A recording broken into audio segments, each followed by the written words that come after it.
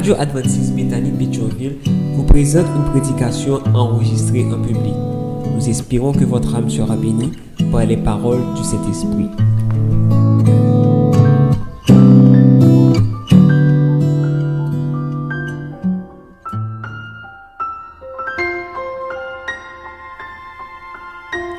Le texte de méditation de ce matin se trouve dans Philippiens 2, les versets 9 à 11. C'est pourquoi, aussi Dieu l'a souverainement élevé et lui a donné le nom qui est au-dessus de tout nom, afin qu'au nom de Jésus, tout genou fléchisse dans les cieux, sur la terre et sous la terre, et que toute langue confesse que Jésus-Christ est Seigneur à la gloire de Dieu le Père. Frères et sœurs de Bethany, chers internautes, moi dis nous tous un bonjour. Moi espérer que pendant la période de confinement, nous tous, nous avons été fermes dans le pied de Jésus-Christ, nous restés au pied de la croix, parce que toutes ces circonstances difficiles, ça ne peut pas séparer nous de l'amour de Dieu manifesté en Jésus-Christ. Donc, c'est un plaisir pour nous parler, je veux dire, même si nous pas ouais, parce que non, bon Dieu mérite proclamer, message, mon Dieu, il faut le faire chemin. Matin, m'a invité nous méditer ensemble avec moi sur un message qui a pour titre le beau nom de Jésus. Dans un texte qui est publié en octobre 2018, il y a un homme de lettres, écrivain, musicien béninois qui est Grégoire Soadan qui racontait l'histoire ça. Grégoire Soadan gagnait un frère qui est François Xavier Soadan. Ils ont tous deux partagé une passion sans mesure pour la musique. Un jour, François allait dans une ville pour que lui régler des affaires professionnelles. Là, il passait dans l'église, côté te gen un choral qui t'a répété. Bien entendu, pas de monde qui trop connaît ni, yo pas occupé li, yo même ignoré. Mais à un certain moment, la parole au monde, il présente, il dit relais François Xavier Soadan. Et puis même Léa, il m'a dit, est-ce qu'on connaît Grégoire Soadan? Il répond, c'est mon grand frère, c'est mon maître. Même l'elle parlait de Grégoire Soadan, non? Et bien tout le monde changeait avec. Dans les prononcé nos grands frères, et bien tout le monde l'étendait. Yo offrit monsieur Orglan pour que l'y voie immédiatement. Et l'y voit tout le monde content. Mais ça passait, c'est un nom qui changeait toute bagarre. On ne s'occupait pas de lui, mais il s'est présenté. Lorsqu'on a entendu le nom Soadan, on lui a demandé s'il connaissait Grégoire. Et le nom de Grégoire lui a ouvert les portes de la chorale. Le nom de Grégoire lui a ouvert les cœurs de ses frères et sœurs qui répétaient au niveau de la chorale. Un nom avait tout changé. Vous savez, ça existe partout. Des noms connus, des noms célèbres qui ouvrent des portes. Chez nous, en Haïti, il en était ainsi avant ces dernières décennies de troubles. À un certain moment, jusqu'à la fin des années 70, début des années 80, il y a de noms ou prononcés, ou tu es entré en côté, ou tu as dans l'autre ville, ou alors, par exemple, il y a des noms de monde où tu dit, ah, c'est amis, ou bien des familles, mais bien porte ouverte pour vous. Et ça existe partout dans le monde, avec certains noms, de nombreuses portes s'ouvrent. Certains noms sont puissants. Certains noms peuvent faire beaucoup de choses, même si ces personnes ne sont pas présentes physiquement. Cependant, la puissance de ces noms est limitée et éphémère. Puissance non ça a gagné, yo limité et yo de courte durée. Parce que au moment crivé, eh bien, moun non célèbre ça yo pas là encore, yo mouri ou bien yo perdu célébrité, yo perdu puissance yo. Mais je dis, me proposer nous pour méditer sur un nom spécial. Un nom dont la puissance ne passera pas. Un nom tout puissant qui est au-dessus de tout nom. Le nom qui sauve. Jésus-Christ. Prions ensemble. Éternel Dieu Tout-Puissant, nous te remercions de nous avoir permis d'être ensemble virtuellement pour méditer ta parole. Nous te demandons de bénir cette portion des Écritures que nous allons présenter. Utilise-nous pour faire éclater ton Saint-Nom et faire qu'ensemble, nous puissions méditer de manière profonde sur le nom de notre Sauveur Jésus-Christ. Nous te prions, non pas en vertu de quelconque mérite, mais c'est ton nom et par les mérites de notre Sauveur Jésus-Christ dont on va parler. Nous te prions, Père Céleste. Nous savons que tu entends nos prières. Amen.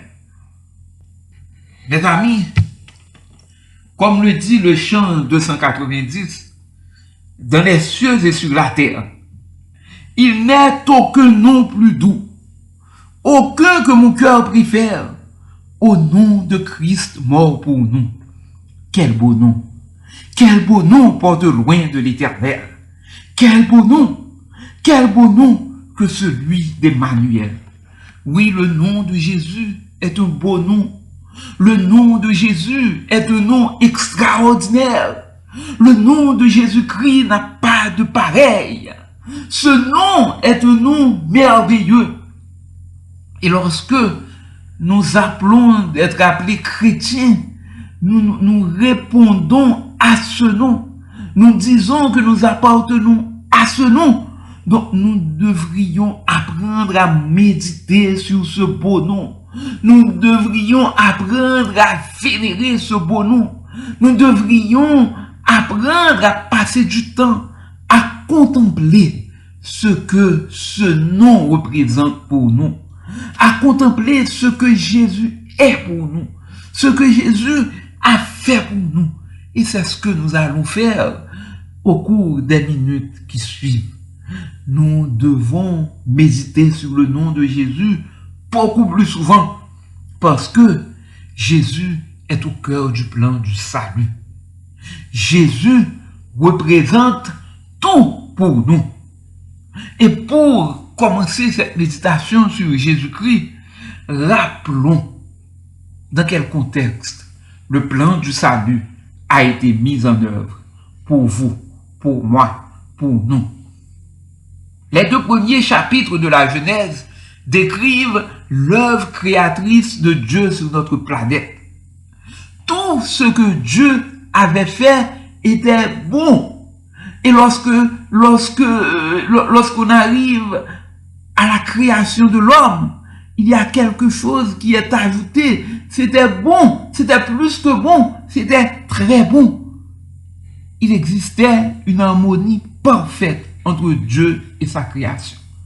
Dieu avait placé Adam et Ève dans un environnement parfait où ils devaient vivre heureux éternellement s'ils obéissaient à leur Créateur.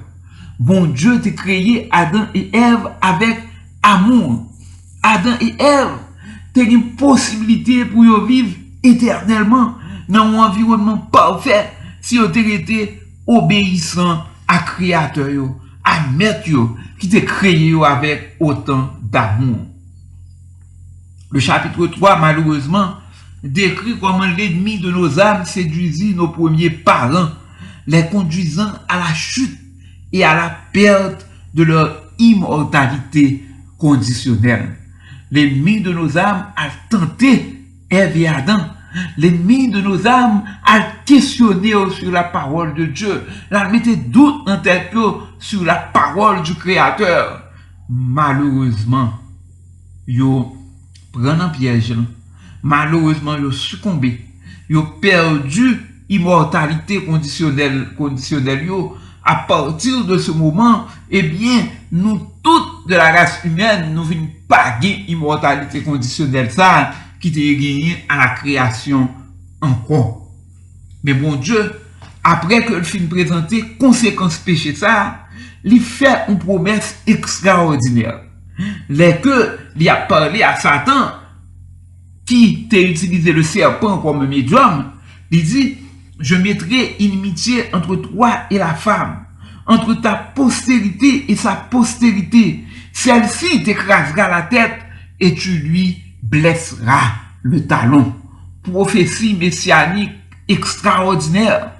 Prophétie messianique qui rapporte les paroles du Créateur aimant qui déjà portait à la rescousse de ces créatures tombées dans le piège de l'ennemi.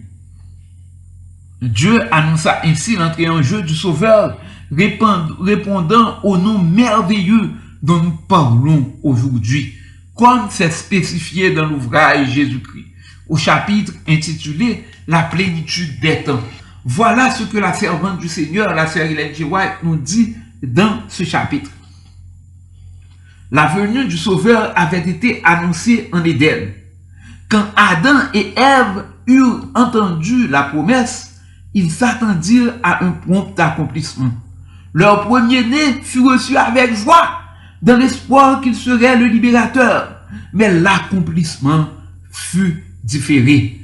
Sœur White dit nous comme ça que, eh bien, les Adam et Ève recevoir promesse là, yo t'a pas attendre yo à un accomplissement rapide.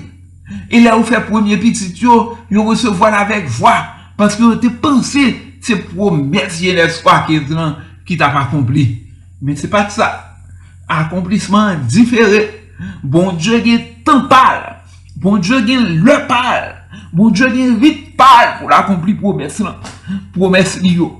Promesse yo certaine et véritable. Mais lui-même seul connaît qu'il ne l'a pas accompli yo. Selon sa toute puissance. Dieu est omniscient. Et lui, il sait. Lui seul sait quand il doit accomplir ses merveilleuses promesses. Et cette promesse qu'il avait faite à Adam et Ève, il l'a accomplie. Lorsque le moment est arrivé, rien ne peut arrêter l'événement prédit par le Seigneur. Rien ne peut retarder ou empêcher l'accomplissement des promesses du Seigneur.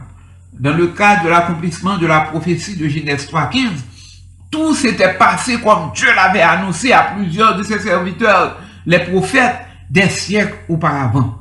L'apôtre Paul présente ainsi la venue de Jésus qui représente un point important du plan du salut. Il nous dit ceci. Lorsque les temps ont été accomplis, Dieu a envoyé son Fils, né d'une femme, né sous la loi, afin qu'il rachetât ceux qui étaient sous la loi, afin que nous reçussions l'adoption. Galates chapitre 4, versets 4 et 5. Les temps arrivés. Bon Dieu accompli promesse li. Li voyait petit li vient sauver nous. Li accepté pour petit li prend forme un bébé qui prend naissance d'une femme qui vient vivre sous la loi pour que li ka sauver nous. Et l'évangéliste Matthieu décrit ainsi cette période du plan du salut. Elle enfantera un fils, et tu lui donneras le nom de Jésus. C'est lui qui sauvera son peuple de ses péchés. Tout cela arriva afin que s'accomplisse ce que le Seigneur avait annoncé par le prophète. Voilà, la Vierge sera enceinte. Elle enfantera un fils, et on lui donnera le nom d'Emmanuel, ce qui signifie Dieu avec nous. Matthieu chapitre 1, versets 21 à 23. Voici comment le nom que nous célébrons aujourd'hui s'est fait homme dans ce monde pour nous donner l'exemple d'une vie conforme à la volonté du Père et pour payer le prix de notre salut. Jésus vient prendre forme monde li incarné sous forme moun pour que li ba nous exemple de monde qui a obéi à volonté Père Céleste, à volonté Créateur là, mais tout et surtout pour payer prix salut nous, les que le t'a mourir sous le poids du calvaire, les que le t'a verser son précieux sang pour que tout le monde qui croit dans lui a gagné la vie éternelle. Mais je vous invite à réfléchir sur certaines caractéristiques bien spéciales de ce nom de Jésus. Le nom de Jésus manifeste la puissance dans l'humilité. La puissance dans l'humilité. Généralement, puissance, pas marcher avec humilité. Là, nous parlons de puissance, nous sommes grands ponts, nous sommes de grandes armées, nous sommes de grandes technologies, des armes puissantes. Et l'humilité, nous sommes des petits bagages petits, simples, qui nous côté des fois pour compter. Mais le nom de Jésus, il manifestait puissance dans l'humilité. La deuxième personne de la divinité a accepté de s'abaisser pour venir dans ce monde. On pense à ça, mes amis. Jésus, Dieu. Jean 1, verset 1 à 3, racontez-nous, expliquez-nous que Jésus, c'est Dieu. Il a accepté quitter ciel. Il a accepté quitter trône pour descendre, pour venir manifester puissance pour nous le salut. Mais pas fait aucune grande pompe. Il vient dans l'humilité pour sacrifier pour nous. C'est un mystère. La deuxième personne de la divinité qui accepte de s'abaisser pour venir dans ce monde. Oui, c'est un mystère. Mais c'est un mystère qui devrait faire constamment l'objet de notre méditation. On apprend à méditer ce mystère. Pour un Dieu qui fait l'homme pour venir sauver. La deuxième personne de la divinité qui quitte le ciel pour descendre dans le monde difficile, dans le monde où il y a toute horreur, dans le monde qui s'est éloigné de la parole du Créateur. Eh bien, il vient pour nous le bon exemple. Il vient pour sacrifier pour nous la vie éternelle. Dans Philippiens 2, nous lisons ce passage que j'aime tant. Ayez en vous les sentiments qui étaient en Jésus-Christ, lequel, existant en forme de Dieu, n'a point regardé comme une proie à arracher d'être égal avec Dieu, mais s'est dépouillé lui-même, en prenant une forme de serviteur, en devenant semblable aux hommes, et ayant paru comme un simple homme. Il s'est humilié lui-même, se rendant obéissant jusqu'à la mort, même jusqu'à la mort sur la croix. Philippiens chapitre 2, verset 5 à 7. Chaque segment verset ça, il y a une leçon riche pour le monde qui a professé le beau nom de Jésus. Chaque segment dans le passage ça, cabine une prédication puissante pour compter. Parce que, il y a pile cause là-dedans. Mais, tout passage là, malgré densité, il pas qu'à permettre nous vraiment sonder profondeur, mystère, ça. Mes frères, mes sœurs, c'est merveilleux. Jésus qui est essentiel, qui descend pour venir nous sauver. La toute puissance s'est manifestée dans l'humilité. Quelle leçon d'amour, quelle leçon d'humilité. Moi, invite nous réfléchir à commentaire que sœur Ellen G. White fait dans le livre Jésus-Christ, dans le chapitre qui a pour titre Un sauveur vous est donné. L'histoire de Bethléem est un thème inépuisable. On y découvre la profondeur de la richesse, de la sagesse, de la science de Dieu. Nous nous étonnons devant le sacrifice du Sauveur qui échangea le trône du ciel contre la crèche, la société des anges qui l'adoraient contre la compagnie des bêtes de l'étable. Sa présence confond notre orgueil humain et notre propre suffisance. Et cependant, Ce n'était que le commencement de son étonnante condescendance. C'était pour le Fils de Dieu une humiliation presque infinie de revêtir la nature humaine, même alors qu'Adam résidait en Éden de son innocence. Jésus accepta l'humanité alors qu'elle était affaiblie par 4 millénaires de péché. Comme tout enfant d'Adam, il a accepté les résultats de la grande loi de l'hérédité. Ces résultats, on peut les connaître en consultant l'histoire de ses ancêtres terrestres. C'est avec une telle hérédité qu'il vint partager nos douleurs et nos tentations et nous donner l'exemple d'une vie exempte de péché. Voilà, Dieu, le Sauveur, fait preuve d'une humilité suprême. Il manifeste sa puissance dans l'humilité. Nous devons apprendre à méditer sur cette puissance de Dieu qui s'est manifestée dans l'humilité lorsque Jésus s'est incarné, lorsque Jésus s'est abaissé sur cette terre pour venir nous sauver. Nous devons dire aussi que ce nom amène à la conversion et au pardon. C'est dans le nom de Jésus que nous trouvons la conversion et le pardon. Jésus dit ceci dans Jean 14, verset 6. « Je suis le chemin, la vérité et la vie. Nul ne vient au Père que par moi. » Oui, Jésus, c'est chemin. Lui, c'est vérité. Lui, c'est la vie. C'est lui qui conduit nous à papa. Mais comment? C'est parce que c'est en Jésus que nous avons joindre la vraie conversion. C'est en Jésus que nous avons joindre le pardon. Sans Jésus, pas de vraie conversion. Si nous pas Jésus, pas de pardon. C'est son sacrifice qui nous permet de trouver le pardon. Chaque fois que nous allons nous confesser à Dieu en son nom et en acceptant son sacrifice, nous obtenons le pardon.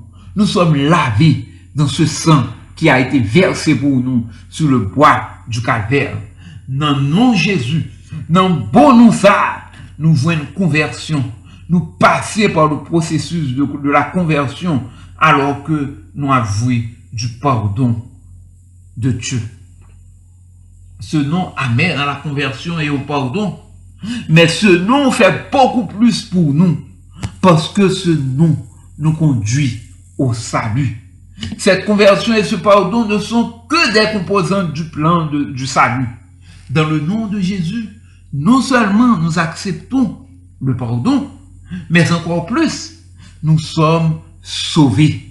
C'est en Jésus que nous voyons le salut. Et c'est ça que Actes chapitre 4, verset 12 dit nous.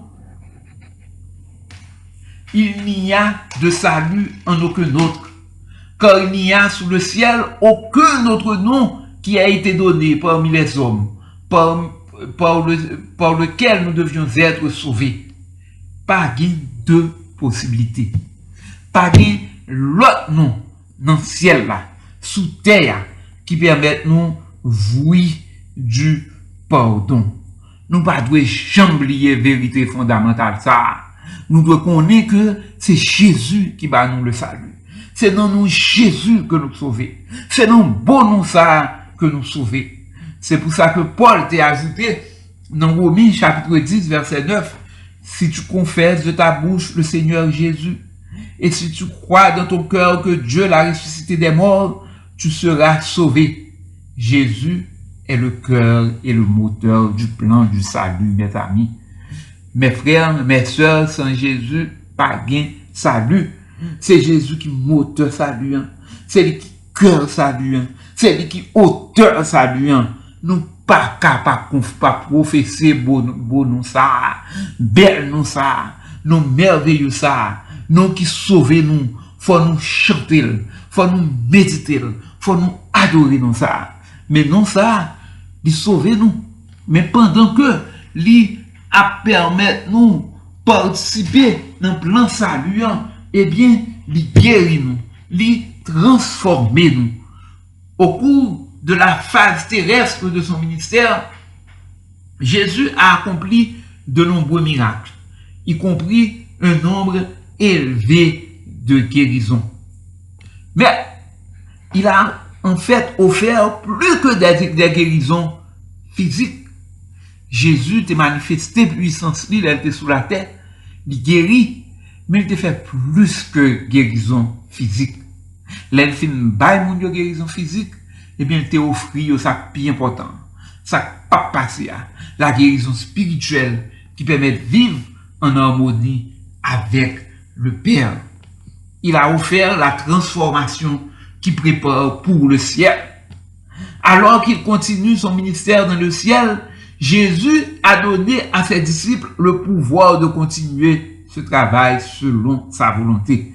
Jésus a intercédé pour nous dans le ciel, mais des pailles petits pouvoir pour continuer œuvre guérison ça, œuvre transformation ça, dans le nom et par le Saint-Esprit. C'est ce qui explique la réponse de Pierre à ce boiteux qui demandait l'aumône à la porte du temple. Je n'ai ni argent, ni or, mais ce que j'ai, je te le donne. Au nom de Jésus-Christ de Nazareth, lève-toi et marche. Acte 3, verset 6. Un boiteux qui a demandé dans le porte-temple, eh bien, Pierre dit, pas de l'argent pour m'baou, mais ça me gagne, ma baoule. Dans le nom de Jésus-Christ de Nazareth, levez, marchez. Et les que tu as posé question, comment bagay ça a fait, eh bien, Pierre réaffirmé que c'est par le beau nom de Jésus-Christ, Jésus de Nazareth, que vous êtes crucifié, que bon Dieu ressuscité des morts, eh bien, c'est dans le nom que miracle ça a été fait. Je vous le dis, mes amis, ce pouvoir de guérison et de transformation peut être à l'œuvre aujourd'hui dans notre vie.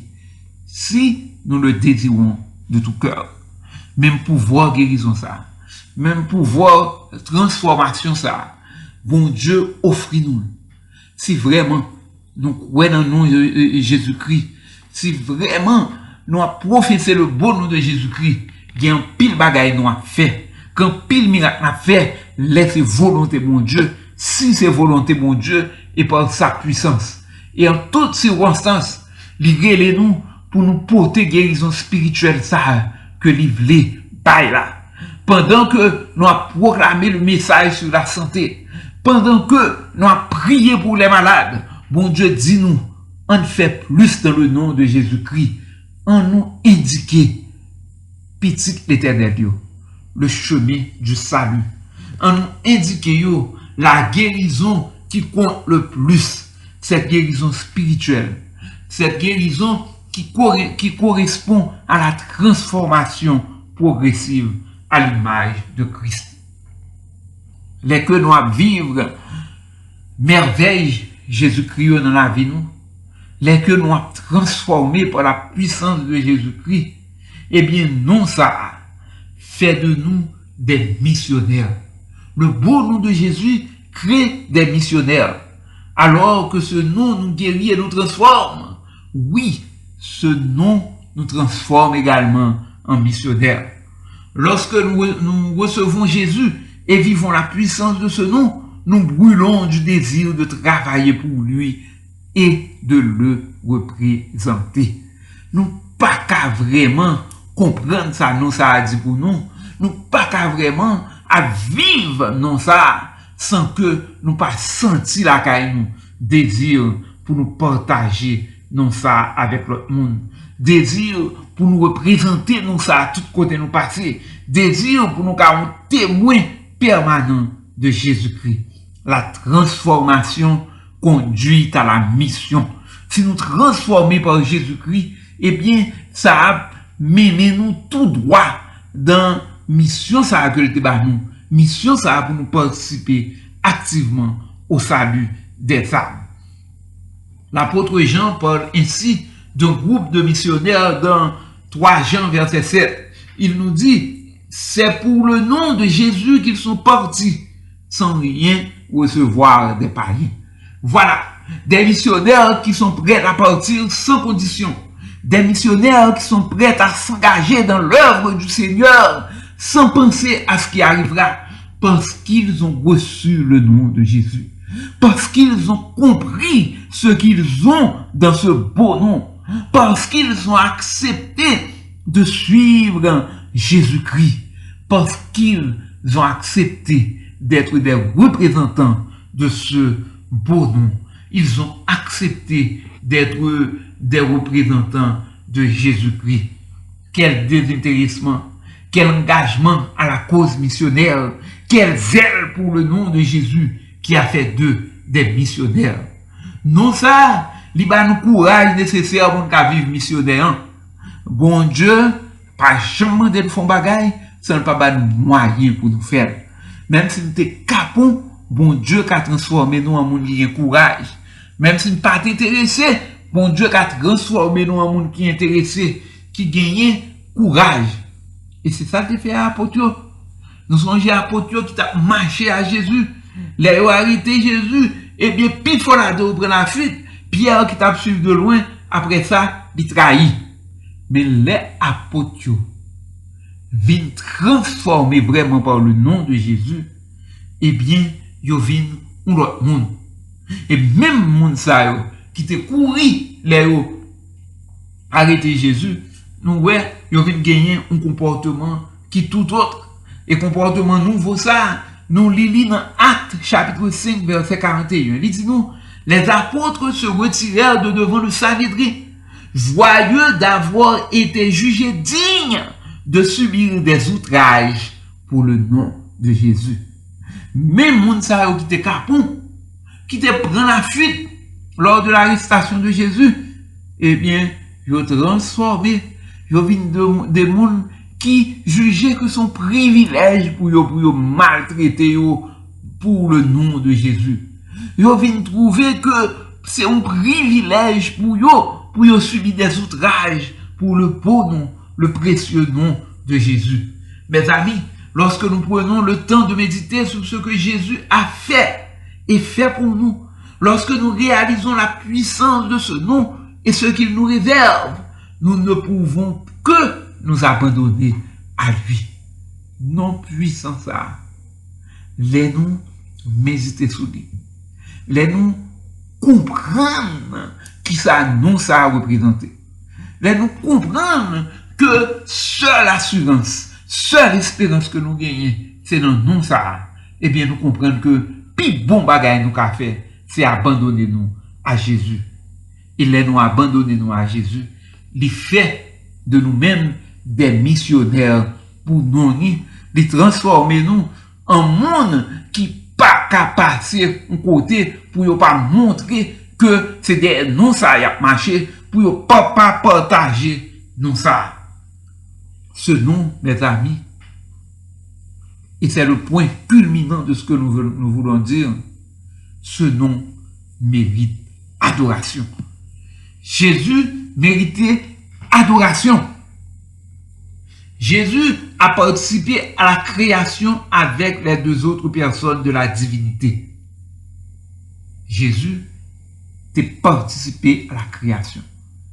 Deux premiers chapitres Genèse montrent-nous la divinité dans son œuvre créatrice. Et Jésus, deuxième personne de la divinité, était là. Et premier chapitre Jean expliquez-nous Jésus comme créateur. Il présentez-nous Jésus comme créateur. Et après, lisez-nous, le Verbe s'est fait chair. Jésus qui c'est créateur, eh bien, Jésus a baissé. Jean disais tout à l'heure, il prend la condition humaine pour nous donner l'exemple d'une vie sans péché. Il s'est abaissé encore plus en mourant pour nous sur la croix. Et heureusement pour nous, il est ressuscité. Il est monté au ciel. Et il continue son ministère en notre faveur. Jésus vient mourir pour nous. Il verse sang pour nous sur le bois du calvaire. Mais il est ressuscité, comme l'épître aux Hébreux expliquez-nous, il montait dans le sanctuaire céleste avec son propre sang. Il montait avec mérite sacrifice et il a intercédé pour nous comme souverain sacrificateur parfait, comme souverain sacrificateur qui connaît condition nous mais tout comme souverain sacrificateur qui était arrivé vivre sur la terre sans pas jamais commettre aucun péché. Pour tout cela, Jésus mérite adoration. Pour cela, nous devons nous retrouver dans cette déclaration faite dans l'épître aux Philippiens. Nous devons prendre plaisir nous, pour nous réfléchir, pour nous méditer sur la déclaration ça. C'est pourquoi aussi, Dieu l'a souverainement élevé et lui a donné le nom qui est au-dessus de tout nom, afin qu'au nom de Jésus, tout genou fléchisse dans les cieux, sur la terre et sous la terre, et que toute langue confesse que Jésus-Christ est Seigneur, à la gloire de Dieu le Père. Bon Dieu, souverainement élevé Jésus. Jésus, après que t'ait abaissé pendant un peu de temps, pour le devenir nous l'exemple d'une vie en communion parfaite avec le Père, pour te sacrifier pour nous, il ressusciter et puis il monter dans le ciel pour l'intercéder pour nous. Bon Dieu élevé lui, et il dit nous que dans le ciel, sous la terre, tout genou doit fléchir devant Jésus. Tout genou doit fléchir devant nous ça qui baille salut, devant nous ça qui t'est abaissé pour sauver nous. Tout genou doit fléchir devant nous ça qui permet nous voir le pardon auprès du Père. Tout genou doit fléchir devant nous ça qui manifestait, qui reflétait l'amour parfait du Père pour nous. Oui, tout genou doit fléchir dans le ciel, dans les cieux, sur la terre, sous la terre. Toute langue doit confesser que Jésus-Christ est Seigneur, à la gloire de Dieu le Père. Mes frères, mes sœurs, nous devons adorer Jésus. Nous devons confesser le nom de Jésus. Nous devons faire tout le monde connaître que c'est en Jésus le salut. Nous devons proclamer beau nous ça, nous merveilleux ça, belle nous ça. Tout côté nous passer, nous devons proclamer dans l'adoration nous ça doit occuper une place spéciale parce que il mérite adoration. Mes amis, tout vrai adorateur doit apprendre à méditer sur le beau nom de Jésus. Méditons sur sa nature. Méditons sur son amour pour nous. Méditons sur qui il est. Il est Dieu, il est tout puissant. C'est lui qui peut nous sauver. Méditons pour ce qu'il a fait pour nous. Par l'autre monde qui méritait adoration nous tant que Jésus. Parce que c'est seul Jésus qui est venu sur la terre, qui acceptait non seulement, qui te privilège, place, gloire dans le ciel pour venir marcher pour nous, pour venir vivre pour nous, mais il a accepté de humilier sur la croix, il a accepté de crucifier le temps que malfaiteur, il a accepté indignation pour nous, il a accepté pour nous mettre en spectacle devant l'univers pour nous, il a accepté verser sang sur le bois du calvaire, il a accepté pour faire le sacrifice ultime pour que nous-mêmes, avec nous, qu'à gagner le salut. Et l'a intercédé pour nous dans le sanctuaire céleste. Et très bientôt, l'a accompli une grande promesse que il t'a fait pour nous. Dans l'épître de Jean, Jean 14, il dit nous, croyez en Dieu et croyez en moi. Il dit nous, croyez en lui-même. Après ça, il explique nous promesse que il fait nous. Il explique nous, rappelez nous, dit nous que le préparer une place pour nous. Et la place après, la tourner, la vient chercher nous. Jésus a venu chercher nous. Jésus voulait battre une place dans le ciel à ses côtés pour 1000 ans. Et après, il voulait venir régner avec nous pour l'éternité. Jésus, ça qui sauve nous, l'a tourné, vient chercher nous. Non, ça, j'en ai dit là, il permet de nous joindre la conversion, il permet de nous joindre le pardon, Non ça, c'est la donne nous venons le salut. C'est lui-même qui sauve nous. Non ça, il guérit. Non ça, il transforme. Et non ça, il fait de nous des missionnaires. Non ça, il mérite adoration. Quand on y la caille, faut fermer les yeux. Pensez à qui est Jésus. Pensez à divinité Jésus. Pensez à sacrifice que le fait pour nous. Abaisser sous la terre pour lui venir sauver nous. Pensez, méditez sur l'œuvre d'intercession que l'a fait pour nous dans le ciel. Méditez sur place que lui réservé pour nous. Méditez sur chercher nous très bientôt. Et en nous, adorez-les.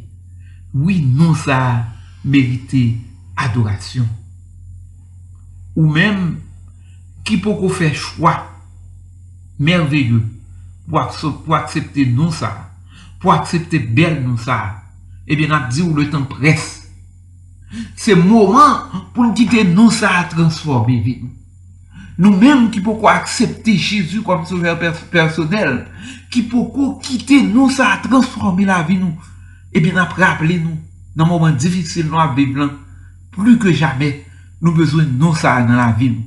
Plus que jamais, nous avons besoin d'apprendre à adorer non ça. Plus que jamais, nous avons besoin de salut que non ça a apporté pour nous. Nous demandez-nous, nous invitez-nous pour nous accepter le beau nom de Jésus. Pour nous accepter le salut que nous voyons en Jésus seul. Ou même qui acceptait Jésus déjà, qui baptisait, réfléchit sur ça ou fait de non ça. Est-ce qu'on prend le temps pour méditer sur non ça? Est-ce que non ça fait objet d'adoration? Est-ce que vous acceptez le salut que nous voyons dans Jésus-Christ vraiment? Est-ce qu'on vive de manière à glorifier le nom de Dieu en Jésus-Christ? Est-ce que vraiment ou sont chrétiens qui vivent selon la volonté de Dieu? Est-ce qu'on sont chrétiens qui vivent à l'image de Jésus? Est-ce qu'on sont chrétiens qui portent nous ça tout côté au passé par parole, par gens yé, par gens comportés ou par gens habillés ou par gens regardés, par gens attendés? Matin, Jésus dit, acceptez non ça pour tout de bon vrai. Quittez non ça, baou, transformation que lui-même seul les cabaye. Laissez-le transformer votre vie aujourd'hui. Comme le dit le chant 520, le nom de Jésus est si doux. De Dieu désormais le courroux. Il nous appelle au rendez-vous. Précieux nom de Jésus. Jésus, béni soit ton nom. Jésus, au merveilleux nom. Jésus, au merveilleux don. Jésus, suprême rançon, sois adoré pour toujours. Oui, n'a pas adoré non ça. Nous devons adorer non ça. Parce que en lui-même, nous gagnons le salut. Mes frères, mes sœurs, m'invitez-nous, baissez tête nous, pour nous prier ensemble, pour nous dire que nous prenons engagement, pour nous ça, nous suivre de tous côtés, nous y aller, pour nous porter nous ça à haut, pour nous québer dans le cœur nous, et pour nous préparer nous pour l'avènement de notre Sauveur. Éternel Dieu Tout-Puissant, nous remercions pour le message. Nous remercions pour le plan du salut qui mettait en œuvre pour nous. Nous remercions parce que nous gagnons le salut en Jésus-Christ. Je dis, on n'a pas adoré au Dieu Tout-Puissant. Je dis, nous devons célébrer l'œuvre du salut en Jésus-Christ. Nous devons célébrer le beau nom de Jésus. Eh bien, nous demandons pour que vraiment, nous ça transformer la vie, nous ça habiter dans le cœur, nous ça pour que en lui, nous ayons vraiment le salut, nous prendre le salut ça, que nous non ça, dans le beau nom de Jésus, et que nous kebel, et demandons que nous tous, nous là, les Jésus tournent, viennent chercher. Nous prions Père Céleste, nous nous précieux Jésus-Christ, sauve-nous, lui-même qui gagne ce si beau nom, lui-même qui bat nous le salut en son nom. Père Céleste, merci, merci, merci. Amen. Mes frères, mes sœurs, mes amis, je vous présente Jésus-Christ. Je vous recommande Jésus-Christ. Je vous recommande ce beau nom, le nom merveilleux de Jésus-Christ. Que l'Éternel vous bénisse. Amen.